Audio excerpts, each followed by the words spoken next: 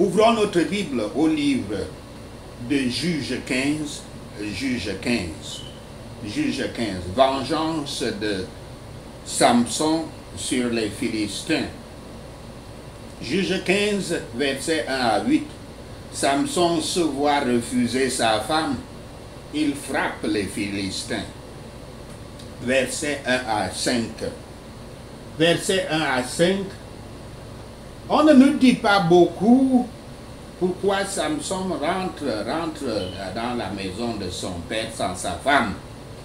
L'histoire reprend alors que Samson revient pour avoir des relations avec elle. Il est important de noter cela parce que ceci porte sur la justice du œil pour œil, dent pour dent qu'il exécutera. Le problème réside avec les Philistins de Timna. Ils ont volé sa femme et ils ont volé sa fertilité et il répond en attaquant leur fertilité, leur champ, leur culture. Le choix des renards qui sont des animaux sauvages, éventuellement des chacals, 300 d'entre eux envoyés par paire, entraîne des questions difficiles à répondre. Il est clair que ce n'est pas une rage de la part de Samson quand on entend ces paroles au verset 3. Versets 6 à 8, la femme de Samson avait eu peur d'être brûlée par son propre peuple. Et elle avait trahi son mari dans Juge 14, verset 15. Elle finit par recevoir le jugement, même qu'elle cherchait à échapper. Mais elle est la femme de Samson. Et il se venge avec un immense massacre. Ceux qui ne se repentent pas après avoir reçu un jugement plus léger trouveront que Yahweh a été patient pour retenir sa colère beaucoup plus complète. Quand il y a des différends entre des relations, que soient comptés comme les plus sages et les meilleurs, ceux qui sont les plus avancés pour pardonner ou oublier et plus disposés à se pencher et à céder pour le bien de la paix. Dans les moyens que Samson a employés, nous devons regarder la puissance de Yahweh en les fournissant et en les faisant réussir afin de mortifier l'orgueil et punir la méchanceté des Philistins.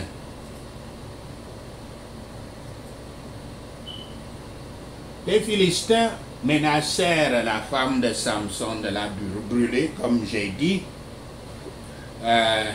et brûler sa maison, la maison de son père. Elle donc, pour sauver sa vie et celle de son père, elle trahit son mari. Et ce qu'elle avait craint, et par le péché, elle avait craint, par le péché pour essayer de l'éviter, est venue sur elle à la fin. Elle et la maison de son père étaient brûlées par le feu, par ses compatriotes philistins qu'elle pensait servir, par le faux qu'elle avait fait à son mari. Le mal que nous cherchons à échapper par les pratiques illégales, nous baissons souvent sur lui, pour donner nos propres têtes. Juge 16, versets 9 à 17, Samson tue 1000 Philistins avec une mâchoire d'âne. Versets 9 à 13, comme la femme de Samson, les hommes de Juda craignent les Philistins plus que Yahweh. En fait, ils sont assez gênés par le conflit que Samson a soulevé. Ils ont été asservis par la culture philistine mais au moins ils sont en paix. Judas est la tribu qui était originellement allée dans la bataille. Dans Juge 1, verset 1 à 20, ils sont devenus les plus lâches ici. Mais quelque chose d'autre est représenté ici. Le peuple de Yahweh trahit leur Messie, Samson. Et ce Messie, sauveur, Messie veut dire sauveur.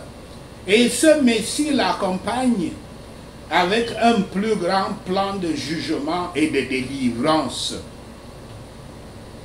Versets 14 à 17. Une fois de plus, l'Esprit de Yahweh vient sur Samson, le libère et le met en guerre sainte. En prenant dans la mâchoire fraîche d'un âne, un animal impur, Samson tue 1000 Philistins, un par un. Alors le Nazaréen Samson lève la mâchoire et s'en sépare, et se sépare de cette chose impure. Le péché disperse les hommes. Il cache de leurs yeux les choses qui appartiennent à leur paix. Les Israélites ont blâmé Samson pour ce qu'il avait fait contre les Philistins, comme s'il leur avait fait une grande blessure. Ainsi, notre Seigneur Yahshua a fait de nombreuses bonnes œuvres, et pour elles, les Juifs étaient prêts à le lapider. Exactement comme ça se passe avec Samson. Quand l'Esprit de Yahweh était venu sur Samson, ses ordres, ses cordes furent relâchées. Car là où est l'Esprit de Yahweh, il y a la liberté. Et ceux qui sont libres sont libérés. Ceux qui sont spirituellement libres sont libérés. Ainsi, Christ a triomphé des puissances des ténèbres qui ont crié contre lui comme s'il l'avait en leur pouvoir. Samson fit une grande destruction parmi les Philistins. Prendre l'os d'un âne pour cela, c'était faire des merveilles à l'aide des choses insensées du monde, afin que l'excellence du pouvoir soit de Yahweh, pas de l'homme. Cette victoire n'était pas dans l'arme, n'était pas dans le bras, mais c'était dans l'Esprit de Dieu qui avait déplacé l'arme par le bras. Nous pouvons faire toutes choses par lui qui nous renforce, par Christ qui nous emporte. Voyez un chrétien pauvre qui est capable de surmonter une tentation par des conseils moindres et faibles. Là se trouve un Philistin vaincu par un os de mâchoire. Juge 15, verset 18 à 20, la détresse de la soif. Si nous n'avons pas d'eau, nous mourrons en quelques jours. Yahweh, dans une référence claire aux errances du désert de 40 ans, humilie ce libérateur pour lui montrer que Yahweh seul doit répondre à tous ses besoins. Les hommes de Juda se firent tellement peu remarquer qu'il était prêt à périr faute d'un jet d'eau. Ainsi, les plus grands déportements sont souvent mis sur ceux qui font les meilleurs services. Samson a prié à Yahweh dans cette détresse. Ceux qui oublient d'adresser à Yahweh leur louange peuvent être obligés de lui adresser leur prière. Les expériences passées du pouvoir et de la bonté de Yahweh sont d'excellentes plaidoyeries en prière pour une plus grande miséricorde. Il demande à être exposé aux ennemis de Yahweh. Nos meilleurs moyens sont tirés de la gloire de Dieu. Quand Yahweh lui envoya donc un soulagement saisonnier, le lieu de cette action était à partir de la mâchoire appelée Léhi.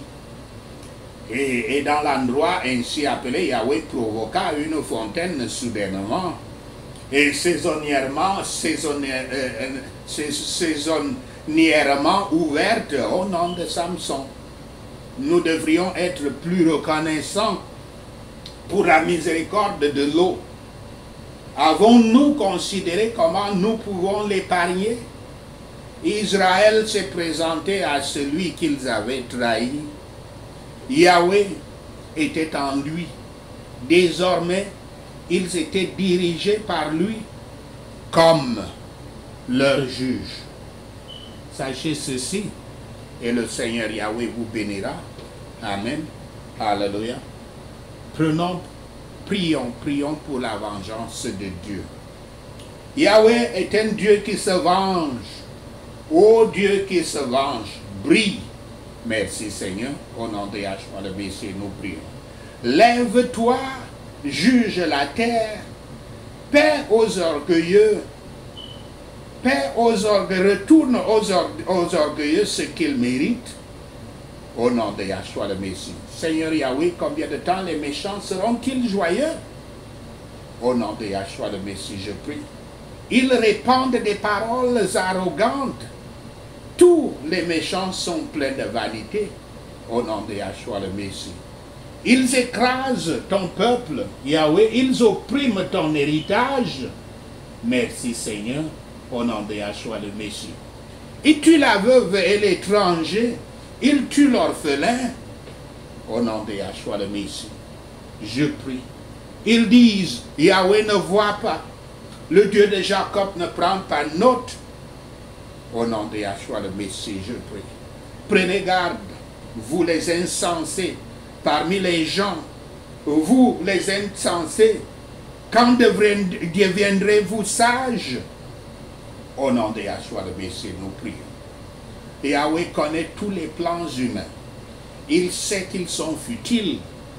Merci Seigneur, au nom de Yahshua le Messie, nous prions. Béni soit celui que tu disciplines, Yahweh, celui que tu enseignes par ta loi. Merci Seigneur, au nom de Yahshua le Messie, nous prions. Tu leur accordes le soulagement des jours de trouble, jusqu'à ce qu'une fosse soit creusée pour leur méchanceté. Au nom de Yahshua le Messie, je prie. Car Yahweh ne rejettera pas son peuple. Il n'abandonnera jamais son héritage. Merci Seigneur, au nom de Yahshua le Messie, nous prions. Le jugement sera de nouveau fondé sur la justice et tous les justes de cœur le suivront. Merci Seigneur, au nom de Yahshua le Messie, nous prions. Qui se lèvera pour moi contre les méchants? Merci Seigneur, au nom de Yahshua le Messie, nous prions. Qui me prendra, me protégera contre les méchants? Merci Seigneur, au nom de Yahshua le Messie, nous prions. À moins que Yahweh ne m'ait aidé, j'aurais bientôt habité dans le silence de la mort. Merci Seigneur, au nom de Yahshua le Messie, nous prions. Quand j'ai dit, mon pied glisse, Seigneur Yahweh, ton amour infaillible m'a soutenu. Merci Seigneur, au nom de Yahshua le Messie, nous prions. Quand l'anxiété était grande et même géniale en moi, ta consolation m'a apporté la joie.